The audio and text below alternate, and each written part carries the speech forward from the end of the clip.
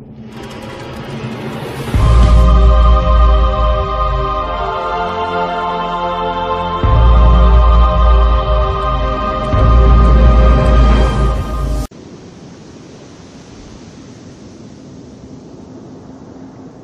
you spent a lovely day at the beach, and then returned the following weekend knowing that it had one fewer grain of sand, would it seem like a different beach? So too would the universe continue in its ways if humanity weren't here to witness it. The universe is absolutely massive, and we are virtually insignificant in it. I've seen no evidence that the rest of the universe cares we exist or is even capable of caring. But I don't really need validation from the rest of the universe to find my own life important. Why are you, and why was I, willing to sacrifice my humanity, sacrifice the sum total of human experience and interaction, the sum total of human knowledge, on the altar of a dream?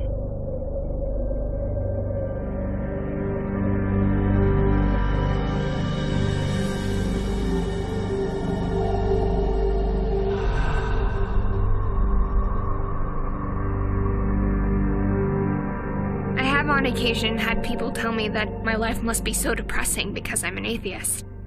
It's doom and gloom, and once you die, it's all over. And it's just absurd to me how many people live for dying in this weird way. I think fragile, fearful humans were terrified of death, and so they wrote their own ending to the story. This happy fantasy, a place where they'll be reunited with people they've lost, they'll experience constant joy, and of course, they'll never, ever die. To me, living for the afterlife, thoughtlessly following a set of what not to do rules which you cannot question, that's basically devaluing your life in favor of worshipping death. And apart from the lack of evidence of a heaven or hell, there is another problem that the concept of an afterlife has. It is to diminish the value that we place on our lives in the here and now. An unlimited supply of anything, including life, means that its existence cannot be appreciated. If life is eternal, then there should be no sense of urgency. The worst aspect of Western monotheism is their system of judgment, wherein it doesn't matter how good or bad you were in life. You won't be judged according to your deeds the way you should be. It doesn't matter what an evil, selfish, sadistic, bigoted victimizer you were in life. All sins can be forgiven if you but believe. I do not fear being dead, but the concept of the alternatives offered by the religious do trouble me. Consider the more palatable alternative of the two, heaven as opposed to hell. Whilst descriptions of heaven are as diverse as those who believe in heaven, there does appear to be one constant.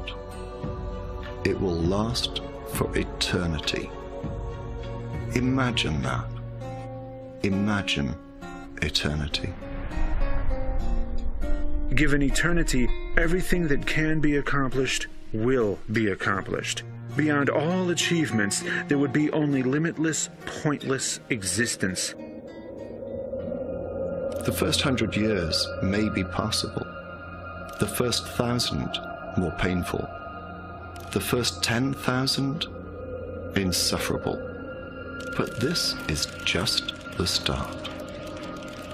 An eternity in heaven would be hell for me.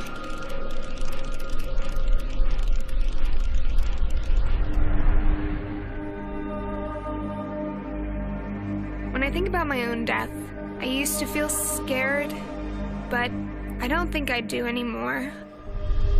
I'm not afraid of being dead. After we die, we will not know the truth at that point.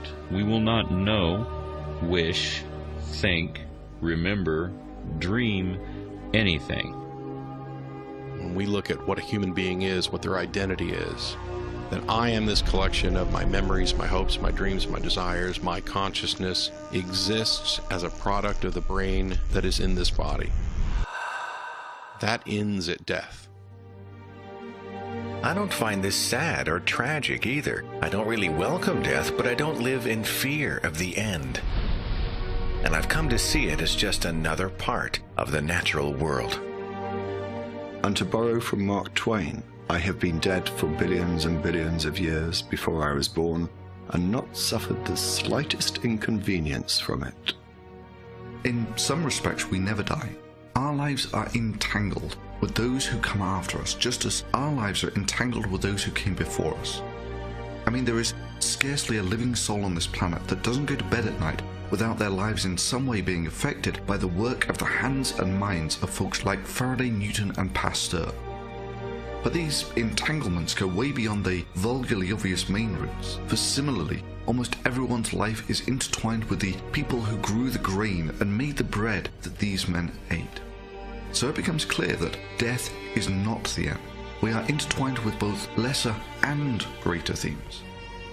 Just because there is no grand scheme that it plays into doesn't mean that there's not something beautiful about what's going on here. Ironically enough, the only part of me that is, for all intents and purposes, immortal is my material body. Because after I die, and after our sun dies, and after the planetary nebula it leaves behind fades away, every atom of me will be recycled back into the universe, ultimately becoming part of other planets and stars. We are all originally stardust, literally, and we will be stardust again and forever. Even though a cell might not last forever, the role it played in the life of the larger organism was important, and that is how I see myself, as a part of something bigger. I have everything to live for. I don't want people to mourn over my death. If anything, I want them to celebrate my life, to celebrate what I have accomplished.